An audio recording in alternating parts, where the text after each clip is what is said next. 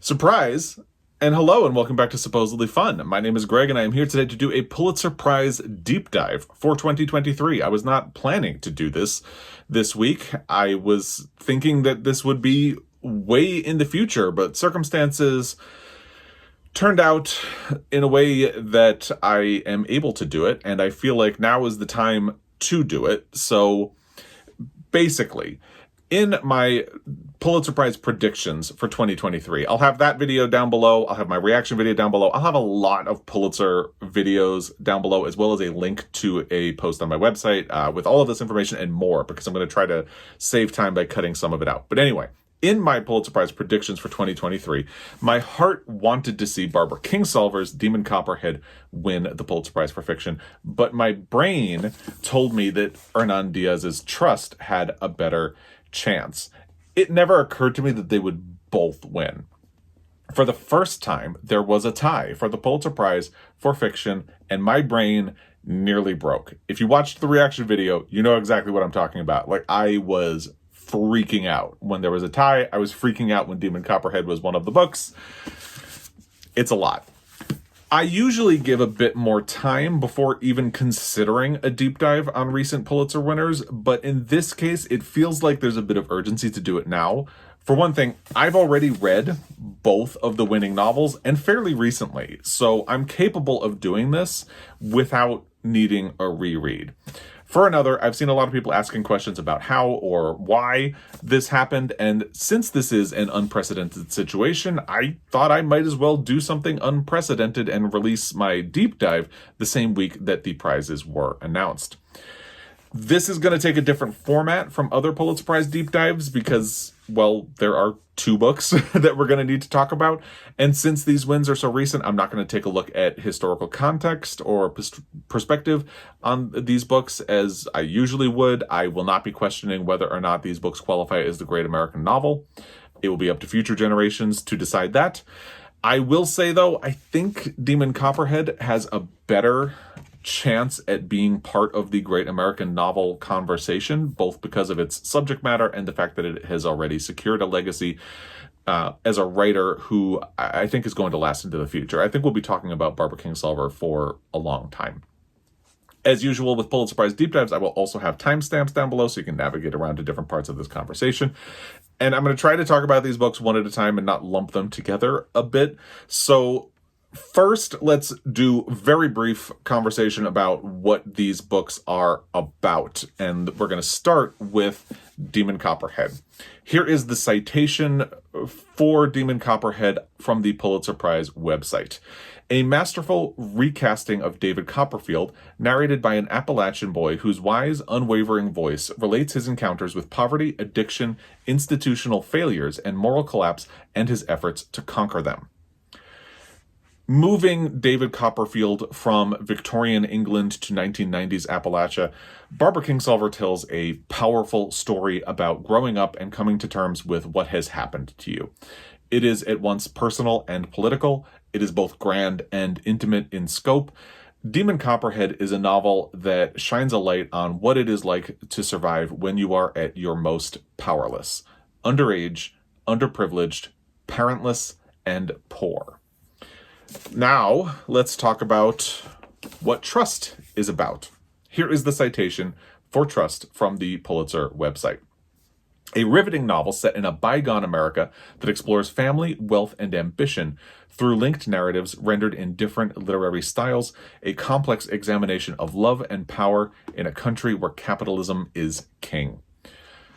Told in 4 sections that shift literary style and radically alter your understanding of what came before, Trust embraces the dual meanings of its title. It can have financial connotations and it can relate to truth, whether or not you believe what you are being told. Each section grapples with the legacy of a legendary, perhaps infamous financial tycoon from the early 1900s who is married to an eccentric aristocrat. But how did they grow their fortune to such dazzling heights? At what cost did they keep it? And how did that tycoon use his power to try to shape his own legacy? That is what both of these books are about.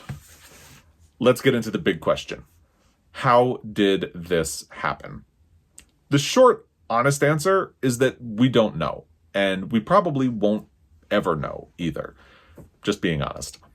The Pulitzer Prize as an institution is notoriously insular. They don't reveal a lot about what goes on behind closed doors. The notes and the discussions of the board that decides the winners based on submissions from the juries are particularly top secret. The board members probably have to sign really serious non-disclosure agreements because they are silent about what goes on in the room where they discuss the finalists in each category. Although, according to the Pulitzer website, it admits, quote, board discussions are animated and often hotly debated, end quote. Historically, that has been true. We can look back at early decades of the Pulitzer Prizes and find a lot of drama. We know that Nicholas Butler, president of Columbia University from 1902 through 1945, essentially staged a coup to prevent Ernest Hemingway from winning a Pulitzer Prize for fiction in 1941. Why? Because Butler thought that For Whom the Bell Tolls was offensive. Because of his efforts, no prize was given that year.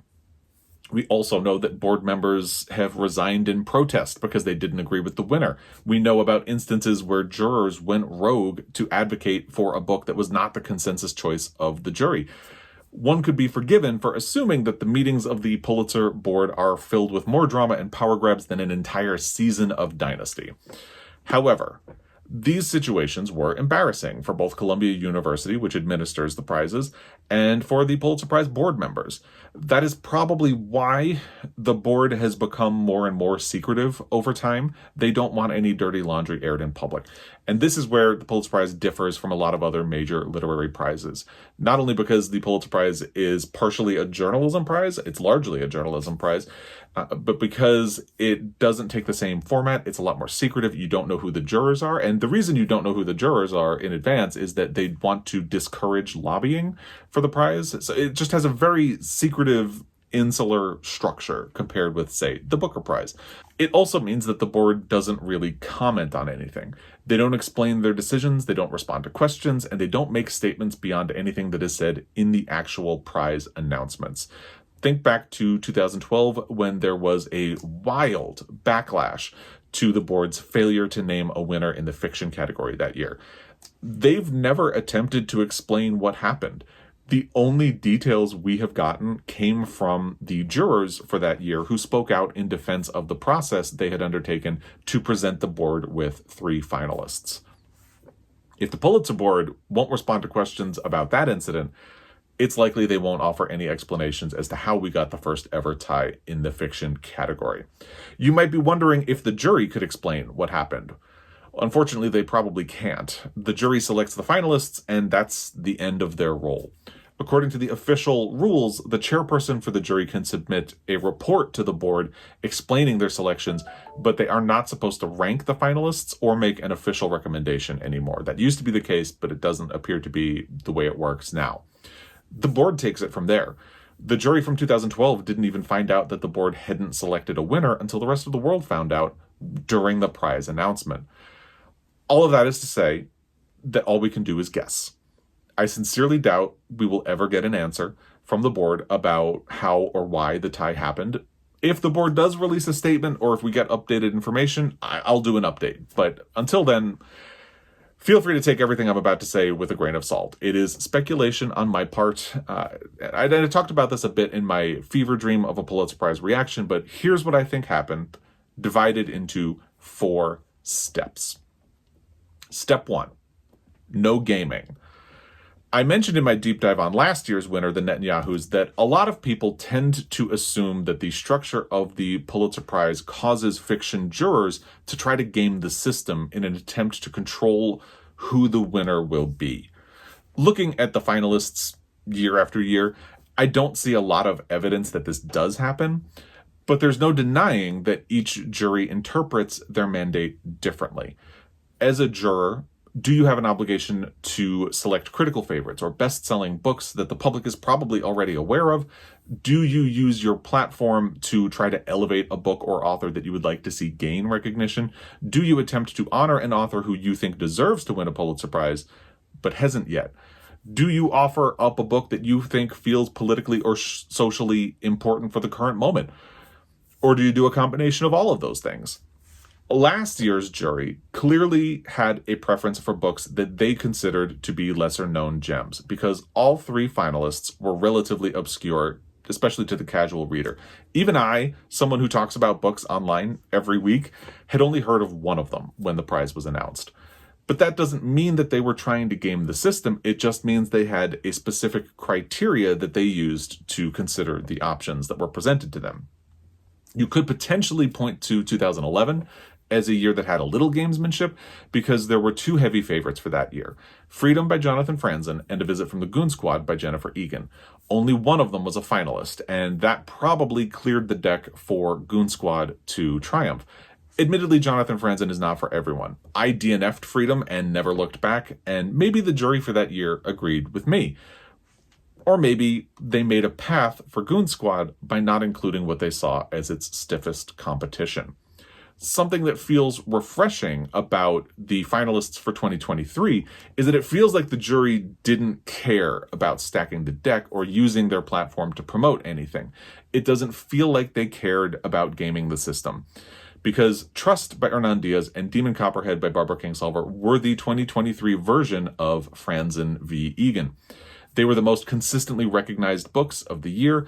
Both were among the New York Times Book Review's top 10 books of 2022 and the Washington Post Book World's top 10 as well.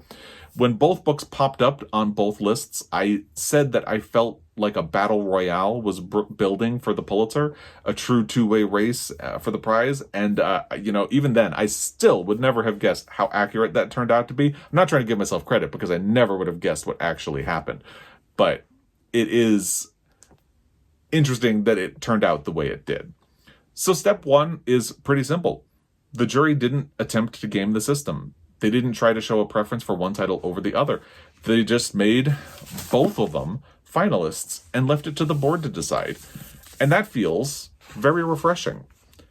Interestingly, it also set the stage for a deadlock. Step two, the undeniable case for Barbara Kingsolver. Barbara Kingsolver and Demon Copperhead have a lot of attributes that would make them catnip for a Pulitzer Board. For one thing, there's the fact that Barbara Kingsolver is a literary legend in the United States. She has been a previous finalist for the Pulitzer for The Poisonwood Bible in 1999, and in the years since, her reputation has only grown. Every book that Barbara Kingsolver has published since 1993 has been a New York Times bestseller. That's 30 years of consistent hits without fading away over time. She was awarded a National Humanities Medal in 2000. She won the Women's Prize in 2010 for The Lacuna. At the time, the Women's Prize was still operating under the name the Orange Prize. The Poisonwood Bible was also a finalist for the Penn Faulkner Award, and Kingsolver founded and funds the Penn Bellwether Prize, which is awarded to an American author for a work that addresses social justice. She's even had not one, but two books selected for Oprah's Book Club, The Poisonwood Bible and Demon Copperhead. Barbara Kingsolver is exactly the type of author who many people feel should have a Pulitzer Prize for fiction. But until now, she didn't. That makes her a prime candidate for a career achievement Pulitzer, recognition that is more about who she is and the career that she has had than it is for the book itself. It's not unheard of, because both of William Faulkner's Pulitzer wins came long after his most famous work was already behind him. And in my opinion, Louise Erdrich is a recent winner who fits the bill of that sort of legacy prize. But here's the thing. On top of Barbara Kingsolver's already stellar career, Demon Copperhead is a monumental achievement. It is beautifully written, cleverly structured. It's an adaptation of a classic novel, something that the Pulitzer has had a weakness for in the past with The Hours and March. The mandate for the Pulitzer Prize for fiction is that it should go to an American author, preferably for a work that deals with American life. Barbara Kingsolver took a British Victorian novel and made it quintessentially American, giving it an undeniably Appalachian identity. On top of that, Demon Copperhead addresses urgent political and personal topics with Kingsolver's signature empathy. The erasure and exploitation of rural communities, the rise of the opioid crisis, abuse and addiction, the systemic problems of the foster system, and the difficulties of taking control of your own life when you were a kid who slipped through the system. So, If the Pulitzer Board wanted to recognize a previously unrecognized career, Demon Copperhead. If the Pulitzer Board wanted to recognize the best book of the year, it's arguably Demon Copperhead. If the Pulitzer Board wanted to recognize a book with an urgent political or social message, Demon Copperhead. And unlike when Louise Erdrich won for The Night Watchman, this doesn't feel like empty calories because the book in question is so good. And just so you don't think I'm hating on Louise Erdrich, she absolutely should have won a Pulitzer in the past. It's just that I think while The Night Watchman carries an important political message, it's far from her best work, and I think there were better options that year. That's all. Step 3, the undeniable case for Hernan Diaz. So meanwhile, Hernan Diaz is also a previous finalist, but for him that came in 2018 for his novel In the Distance. His career is much newer than Barbara Kingsolver's. In fact, In the Distance and Trust are the only two novels that Hernan Diaz has published, and both of them were finalists for the Pulitzer Prize for fiction, with Trust obviously earning him a win. Although Hernan Diaz is 50 years old, that still makes him an up-and-coming and exciting talent, which is also something that is catnip for a Pulitzer Board. But the case for Trust has a lot more to do with external forces. First, because Trust deals with issues of truth and the ways in which it can be altered to craft a narrative. That is something that has always been true and to some degree has always been a concern, even before the social media age that we are currently living in. But it is a topic that has been given considerable weight since Donald Trump's 2016 campaign for president, which relied heavily on lies and so-called alternative facts. Second, trust is about extreme wealth and capital, and the ways in which the people and institutions who have it are able to exert incredible influence, not just on society or economics, but in how history is written. This is something that has been top of mind and controversial for many Americans since the financial collapse of 2008 and the Wall Street protests that followed in 2011.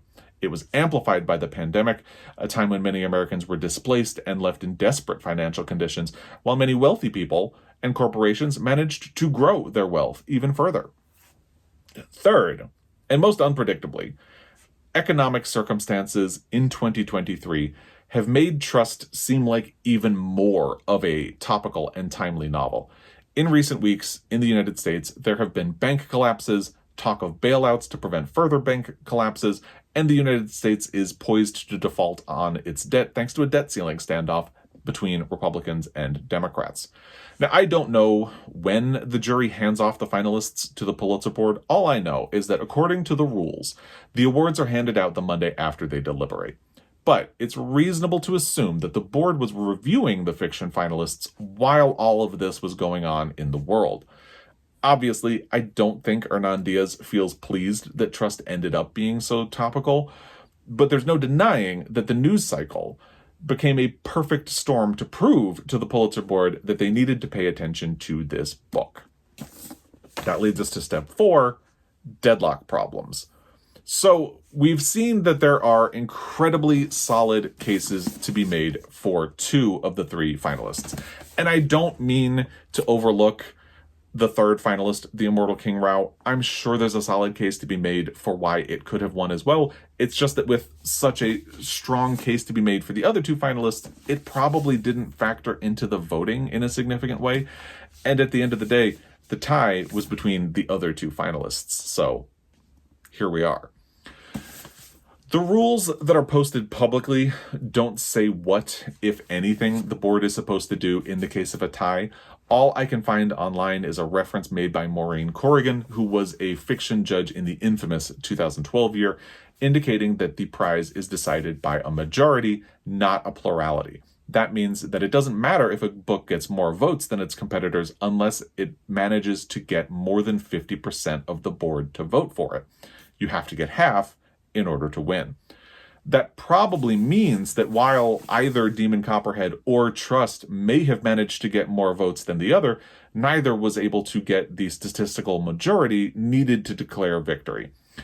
I can't find evidence of this, so again, take it with a huge grain of salt, but I feel like in my Pulitzer journeys, I've seen it said that a deadlock like this is usually solved by just not awarding a prize at all. That's probably what happened in 2012, but we may never know for sure.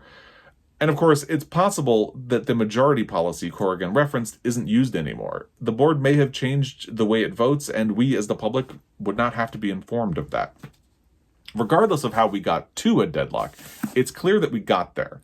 And if the policy for a deadlock is to walk away without a winner, it's extremely likely that that has become an untenable solution for the Pulitzer Board. People were really upset when there was no winner in 2012. The publishing industry was not shy about criticizing the Pulitzer Board for failing to name a winner. The bookselling industry loudly pointed to sales figures showing how the board's failure hurt bookstores by denying them a proven method of boosting sales.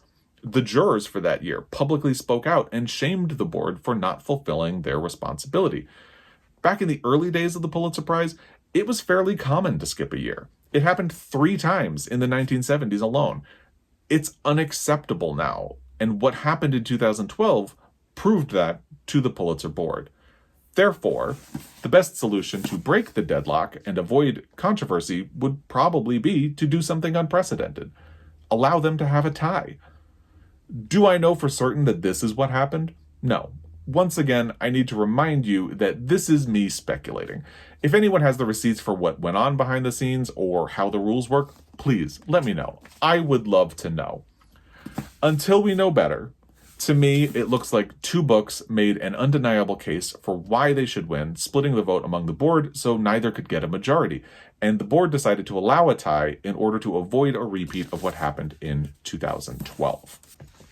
That brings us to the question of whether or not these novels are any good. Objectively, both are good. As I said earlier, both were the most consistently recognized titles of 2022. Subjectively, I only actually like one of them.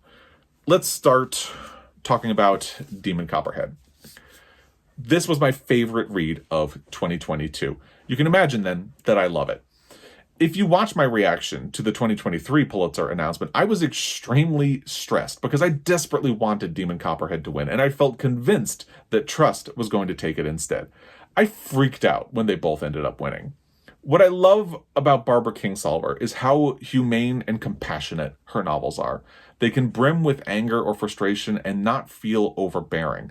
And I adore how careful and clever she was in adapting Charles Dickens' David Copperfield. It was a semi-autobiographical novel by Dickens that exposed a lot of the societal injustices he had experienced during his own coming of age and how that set himself on a path to becoming a writer despite everything that had happened to him. Kingsolver proves to be a perfect match for this, bringing her own experience to make Demon Copperhead the same personal journey for her that David Copperfield was for Dickens. Here is how Barbara Kingsolver introduces the novel to readers in a letter that opens the book, at least in my edition. Quote, "Demon grew out of a real place where I live, the mountains of southern Appalachia. He speaks the language I love and bears some of the same scars a lot of us carry around, if we have ever found ourselves on the wrong side of luck or love or safety or social approval. But his damage runs deeper. This beautiful place has a history of poverty, and lately has been devastated by the opioid epidemic. None of this was accidental. For the last decade, while I watched a generation of kids grow up orphaned or wrecked by addiction, I've tracked the news and learned how a pharmaceutical company singled out our region as the principal, vulnerable target for their literal poison pill. And this was just the latest in a long line of exploits that have gutted our land and people, taking out the spoils and leaving damage behind. It's an astonishing saga, but not well known, because rural people and our problems don't get a lot of coverage or sympathy in our mainstream media. Children, of course, have the least power of all. As much as I wanted to tell this story, I wasn't sure anyone wanted to hear it." She goes on to explain how a stay at the home where Dickens lived showed her a path to make people listen through the power of fiction and point of view. Really quickly, I just want to add, a lot of people feel that they can't read Demon Copperhead right now because they haven't read David Copperfield. I have not read David Copperfield, and I don't think it inhibited my regard for Demon Copperhead at all. Once I was done with the book, I looked David Copperfield up on the Wikipedia page, tracked the list of characters, and read through the plot description of it.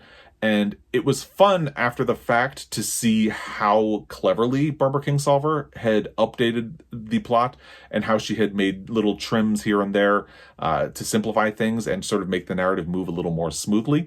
So I did look into it after the fact, and I am probably going to read David Copperfield at some point in the future, but I don't think it's essential to reading or understanding or loving Demon Copperhead.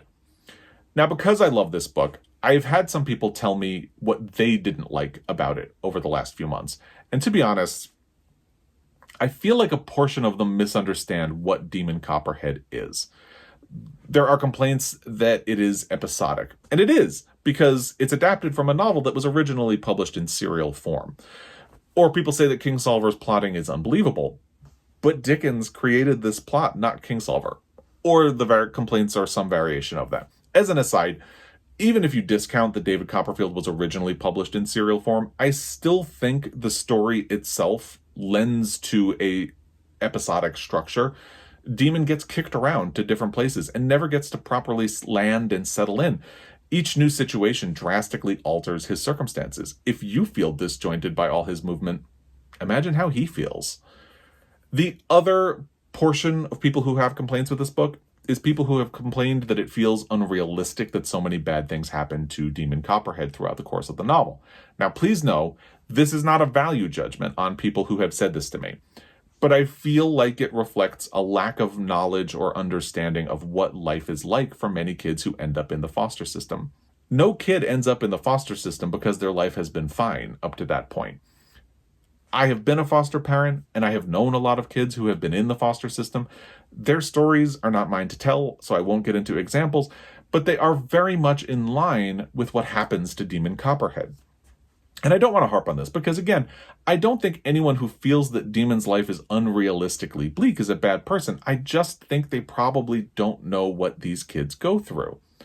One of my neighbors is a legal advocate for kids who are in the foster system. I love her. She's amazing.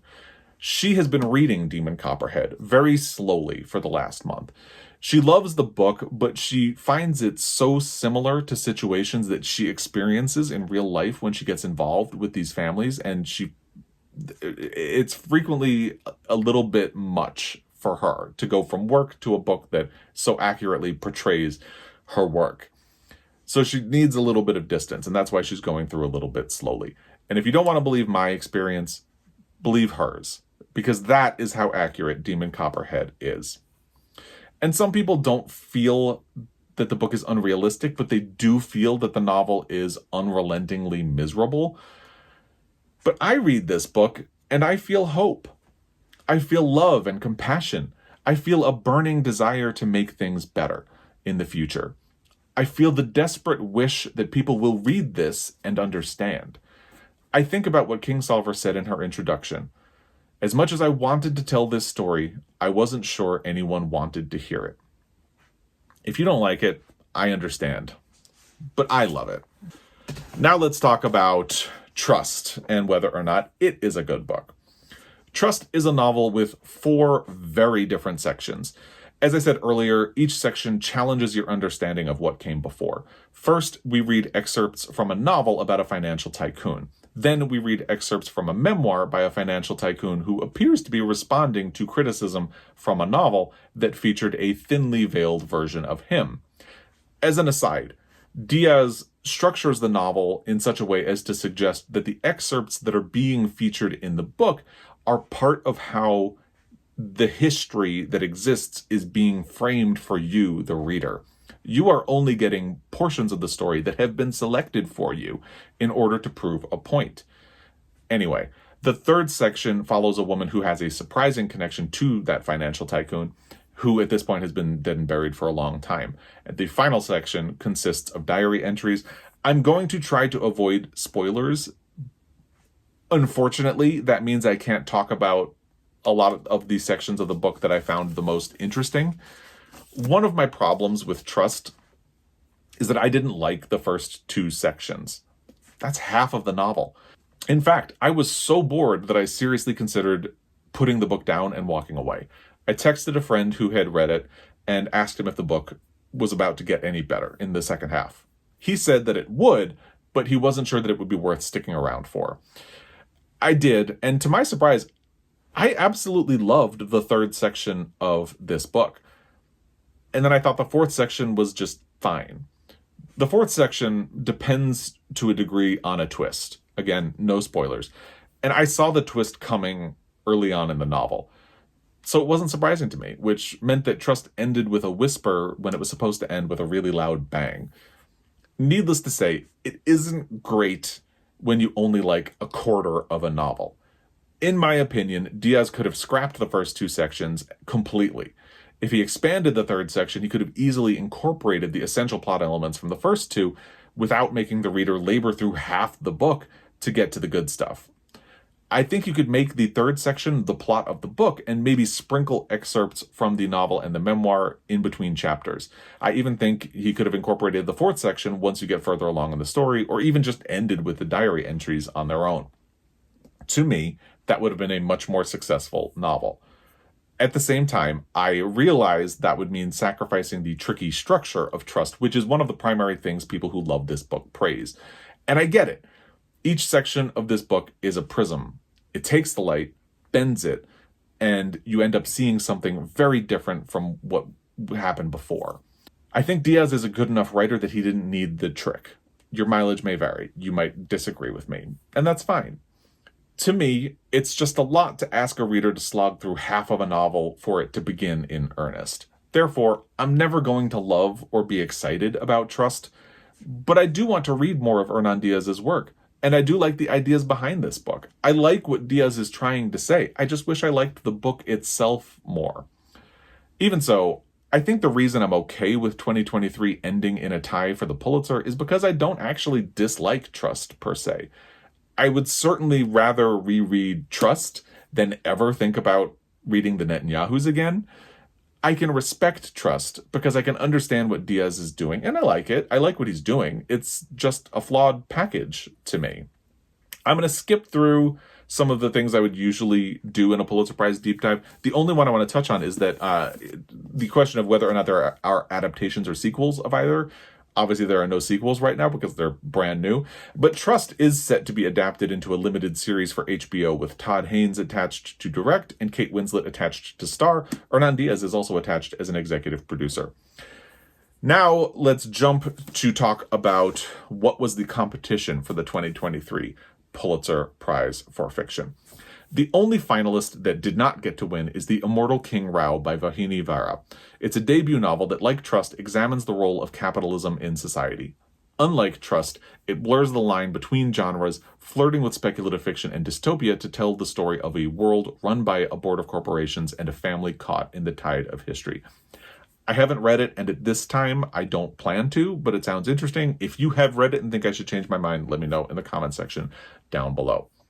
Looking at other books that could have been in the mix, I absolutely loved Morgan Talty's debut story collection, Night of the Living Res, which, through linked stories, tells the story of a Native man and the painful legacy of trauma he and his family have inherited as they try to navigate life on the Penobscot Reservation. I also loved James Hanahan's Didn't Nobody Give a Shoot What Happened to Carlotta, but I can understand how a novel about a trans woman trying and failing to get on her feet after being paroled from prison would be an audacious choice for a Pulitzer Prize. Tess Gunty's The Rabbit Hutch is a flawed debut that nevertheless feels powerful. It won the National Book Award. Layla Motley, whose book is right here on my shelf, was probably a tough sell for a Pulitzer Prize for Nightcrawling because she was only 19 when it was written. And Don't Cry for Me by Daniel Black, to me, is a wildly unrecognized novel about forgiveness, race, and family. I love it. My personal finalists would have been Demon Copperhead, Night of the Living Res, and I go back and forth between Don't Cry for Me and Didn't Nobody Give a Shoot What Happened to Carlotta for the final spot. Don't Cry for Me is my personal choice, so it probably has the edge. And that takes us to the ultimate question. Should these books have won the Pulitzer Prize for Fiction in 2023? You can probably tell that I would not have been anywhere near as torn if asked to choose between Demon Copperhead and Trust. I would just choose Demon Copperhead. It was my favorite book of 2022 anyway. I would choose it over any book from that year. And I only liked a quarter of Trust, so it wouldn't have been one of my finalists. But somehow I still feel satisfied by the way that things turned out. For one thing, I haven't felt passionate about a winning book in almost a decade. Demon Copperhead is the first time in a while that a book I was rooting for made it across the finish line. And I haven't accurately predicted a winner since the Underground Railroad won in 2017. Trust stopped my losing streak. In a weird way, it's the best of both worlds. I won with my head, and I won with my heart. But for the record, that heart belongs to Demon Copperhead. I would love to hear if you have theories about what happened in 2023 with the Pulitzer Prize for Fiction and how we got to a tie. I'd love to hear how you would have voted among these three finalists, or if you have other books that you would have liked to see make the finalist list instead. Down below, again, I will have links to all of my other Pulitzer Prize deep dives. I am currently working on one for The Grapes of Wrath that will hopefully be coming soon. So lots of other Pulitzer content in the description box down below. Feel free to check it out. As always, I really appreciate your time. I love all of the kind comments that I got on my reaction video and all the people who were that excited for me and who said that they thought of me and were waiting for my reaction when they heard that there was a tie and that Demon Copperhead, which they knew I loved, was one of those books. That really means a lot to me that so many people thought of me. It's really nice. So, as always, I really appreciate your time, and I will be back. Until next time. Happy reading.